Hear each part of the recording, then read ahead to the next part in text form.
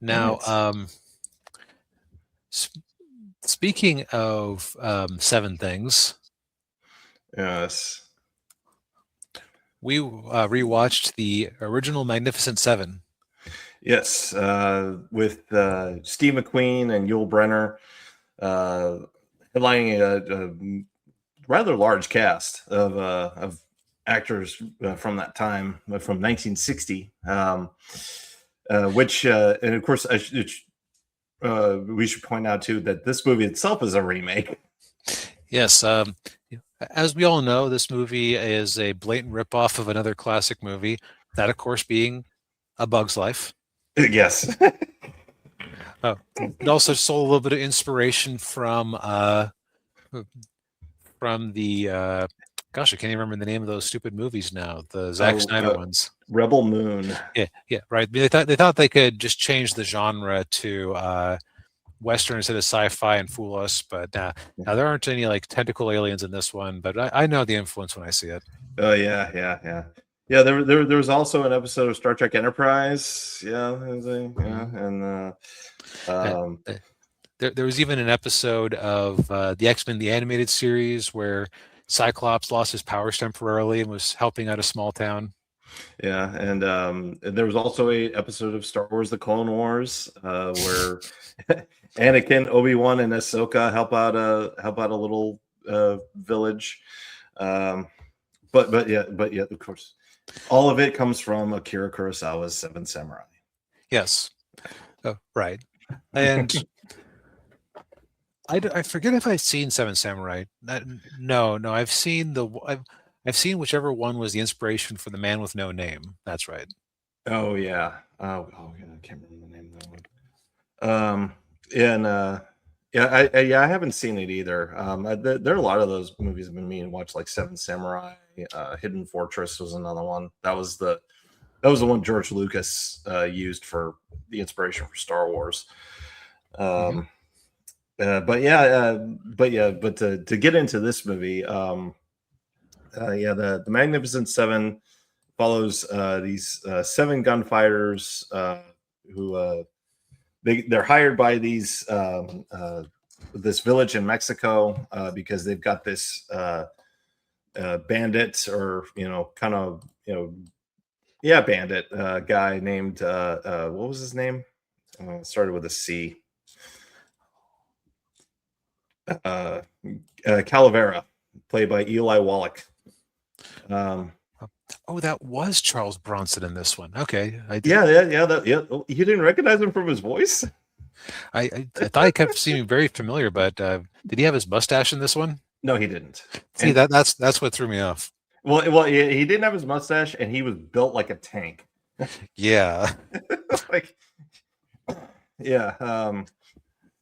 But yeah. So yeah, so you got Yul Brynner, you got Steve McQueen, and then yeah, like Charles Bronson. You also had one of them was oh yeah, James Coburn, who most people remember him from like movies like In Like Flint was his big one. And then Robert Vaughn was the other one. He was the one who was the dapper looking one who had obvious mental health issues. Right. Um, Obvious PTSD and just living under constant stress. yeah. He most people remember him from the TV show The Man from Uncle. He played the Henry Cavill character on that TV show. Uh, and but yeah, those are the only ones I recognize. I didn't recognize the other, like the young guy. I didn't recognize Chico, and then the other guy who was like the thief who's really only in there for the money, and he wanted to. He's like, oh, what are we doing? Why are you going down here? Is there He is there a was gold mine or a silver mine? This was my second time seeing the movie, and his outcome was the one I remembered the best, just because it's so like sad in its own way. Yeah. And hello, Richard. Good to see you. Hey, hey. Yeah. I like the oldest movie star back in the day. Yeah, there's something about old movies like this. Yeah, there's some very magical about him. Yeah, yeah, it's so one thing that just kept striking me was how economical it was with the characterization. Like Yeah. this is like a 2-hour movie. It Yeah. doesn't need 8 hours of extended edition or whatever to tell what is ultimately a pretty basic story. Right. Yeah. And you don't need to go really far into their backstories to know what they're all about. Like, you understand, from the beginning what each character is, their motivation and why why they do what they do. Right? Like Um, Yul Brynner is the one who cares too much. yeah, and McQueen is just kind of like, I think he seemed like he's just kind of in it for the action. And and then the young guy Chico, he's just wants to make a name for himself, or to be a legend. Uh and it sounded like Bronson's character was just, he just needed something to do, I guess. Yeah, like he was doing some drudgery work and just like it's like he just needed an excuse to go do something with himself. Right. Yeah. But yeah, but yeah, so they all head down to Mexico to help out this poor village, and of course they run into all the various complications that come with it. um Right. Like li- like they've kicked all of the young women out of the village so that the cowboys didn't force themselves upon them. right. Um, but of course, yeah, that just puts them in more danger. So the cowboys force them back into town. Um, you, one of the other scenes that had stuck with me was they're eating like really well, and Yeah. said like, "Oh, man, these farmers must be doing so well for themselves." No, no, no, their dinner's like some rice and beans.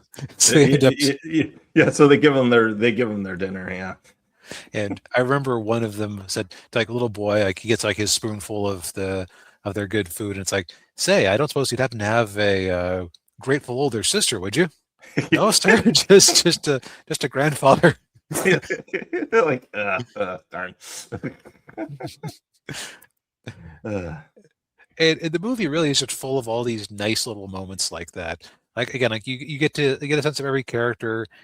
Every scene has a purpose. There really isn't anything that's too self-indulgent. yeah. Well, there is one scene I do want to mention real quick. It's at the it's at the beginning of the movie, right when Yul Brynner and Steve McQueen. So there's a scene where they're in this town, and this guy wants to bury this guy who died in the middle of the town, wants to bury him at this cemetery, but they won't let him bury him in the cemetery because he's a Native American.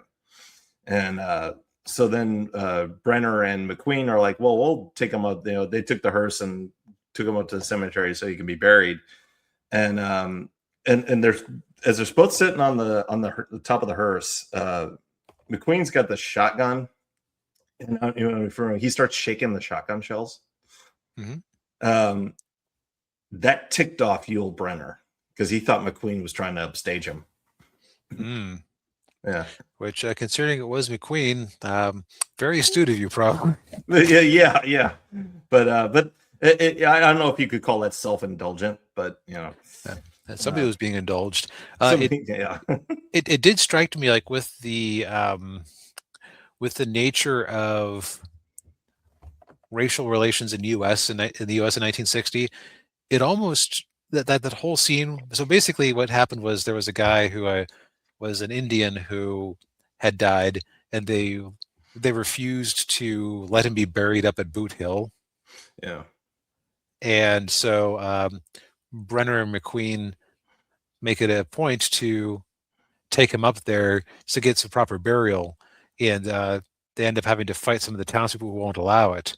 And it Yeah. struck me as, oh, like in 1960, did they have to go out of their way to show that, to demonstrate that no, Yul Brynner would and McQueen would actually care about Mexicans?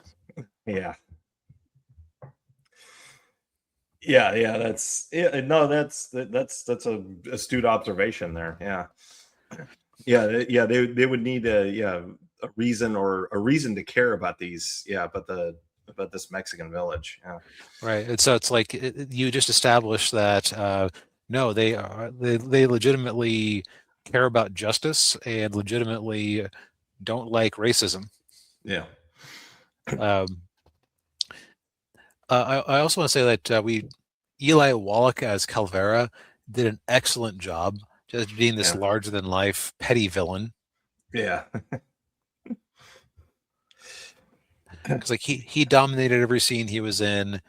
Um, he did a great job of like he projected all this strength, but at the same time he was just this big bully. Yeah.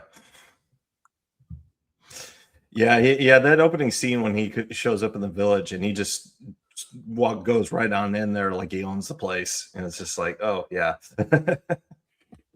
Yep. Yeah. Well, like in his first time he attacks. Oh, by the way, hey, Zack Snyder, in Magnificent Seven, it made sense for them to build a wall around the village because the enemy didn't have aircraft or heavy battle tanks. Yeah.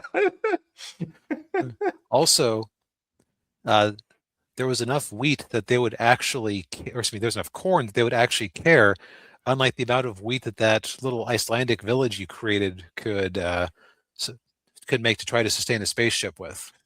Right. Yeah. So the scale actually makes sense in this one, you talentless hack.